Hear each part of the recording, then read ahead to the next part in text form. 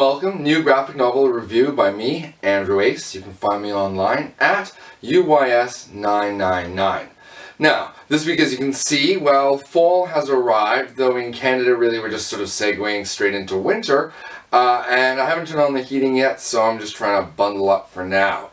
My books chosen, some of them are graphic novels I just finished reading, and others, or two of them, are ones I missed on two previous reviews. I don't know why, I couldn't find them on my shelf that day, maybe I'd lent them out, whatever the deal. So, to kick things off though, a new book I just finished, Hawkeye Volume 4, Rio Bravo. This is by Matt Fraction and David Aja.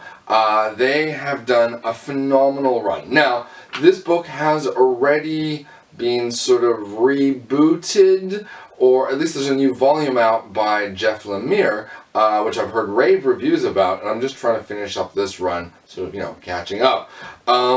This series really shows you that you can do more with less, and is just phenomenal storytelling on a personal, emotional level, and looks at superheroics or superheroes, but kind of more in their day-to-day life, and the nitty-gritty. It's not to say that it's noir or dark, or not that it isn't to a certain extent maybe, but this is really about, Clint Barton. He's trying to look after an apartment building in, a New York neighborhood, and, the people that he meets, that he sort of makes his family, and of course his brother Barney, who shows up as well. You can't go wrong with this run, so start back with Volume 1 and read your way forward, but it's a phenomenal series, an amazing read. By Marvel Comics, I would say it's 13 plus, maybe 16 plus when it comes to the age of appropriate readers, appropriate age of readers. Alright, next up, just also finished Wonder Woman by Brian Azzarello and Cliff Chiang. I am a huge fan of both the writer and the artist from previous works. I've been loving the Wonder Woman series, though she's not normally one of my favorite characters, but in the hands of these two creators, they've drawn out the Greek background, really ramped up the epic Greek gods and goddesses, and the clash of, I was about to say the Titans, but the Olympians, and in that respect, they certainly made the title, a fresh, interesting read for me. I mean, I have a history background, so, this stuff really, it appeals to me, but without getting bogged down in all the nitty-gritty of history, which are like, details. But listen, this is a comic book. They're trying to keep the action moving. It's about Wonder Woman. It's set in the DC universe. So you've got Orion busy, fighting it up with Hermes. And I don't want to give it away, but there's a big change up for Wonder Woman in this story. And it's a phenomenal read. So if you want a strong female character, if you like your Greek legends and myths, or you just want a phenomenal read from two amazing creators, you can't go wrong with Wonder Woman. This is Volume 5. But I've got 6 already. I'm actually halfway through that, and I'll let you know how the series keeps on going. Cheers. So, of the 2 books that I missed in previous reviews, I wanted to just give a quick mention to Spider-Man: The Birth of Venom. This wasn't, for some silly, stupid reason, in my top Spider-Man graphic novels in that review that I did a little while ago.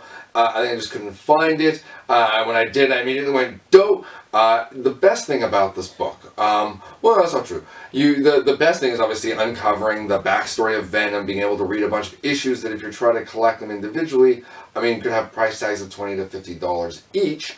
And then what I was about to say, the best thing about this book is that it collects 18 comic books in one volume. Really, when I was reading this, I couldn't believe how much story I was getting for my money. And when I say, bang for your buck, this is the type of book where, you can read this, reread this, and for 18 issues, that's phenomenal. You get a bunch of classic Spider-Man storylines, and you're also getting some classic Todd McFarlane, who was the artist on Spider-Man, Amazing Spider-Man number 300, where you see the first Venom in black costume, so on and so forth. Phenomenal read, perfect for Spider-Man fans, great for anyone who just wants to go back, read some classic 80s Spider-Man. I forgot to mention the age appropriateness on Wonder Woman. I'd probably call that 13 plus. This is somewhere between 10 and 13 plus. I mean, these are comics that I grew up reading when I was 10. My mom might have wanted me to be 13, but you know, there's nothing in here that's going to be content objectionable. No ultra violence or you know, heavy on the sexuality. It's comics for kids, introducing, you know, what has become one of the greatest villains of Marvel Comics, Venom.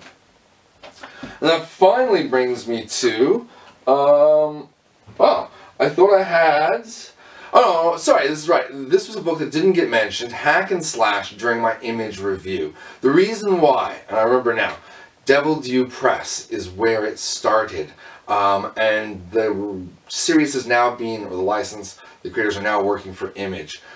So you have like 6 or 7 volumes, though they've been collected in larger sort of omnibuses, so maybe 2 or 3, that came out under Devil Due Press. It continues under Image Comics. Now, what is Hack and Slash? It is a phenomenal, campy, over-the-top horror storyline. Definitely 16 plus, maybe even 18 plus, given the heavy level of sexuality. But also, I mean, it's a horror story, slasher, film derived, if you will. The whole premise is that slashers are real. They're like almost a possessed kind of serial killer. And Cassie Hack, whose mother was one and who survived an attack from a serial killer when she was younger, one of these slashers, now goes around busy fighting them. She's got an ally in the form of a sort of deformed looking man monster, who, you know, is sort of one of the urban legends, but in this case turns out to not be a villain. The art in the series definitely wavers. The first volume, phenomenal. Later volumes, it gets a little, well, not quite to my own taste, a little too scratchy, a little too rushed, it feels. But certainly once they get bought by Image, the art is amazing. So really, if you're a horror fan, you definitely want to check out Hack Slash. I don't think there's an and in that. It's by Tim Seeley. I couldn't believe I couldn't remember that for a moment. I do apologize. And a phenomenal read for people who maybe aren't your traditional superhero mainstream comic book fans. So, should have been part of my Image review. Wasn't only because of sort of, you know, the whole switch in the publishers. Well, guys, so that's 4 new graphic novels for this week. I love hearing back, so please leave comments in the comments section. Say that 10 times fast. And I'll see you all next week. Cheers.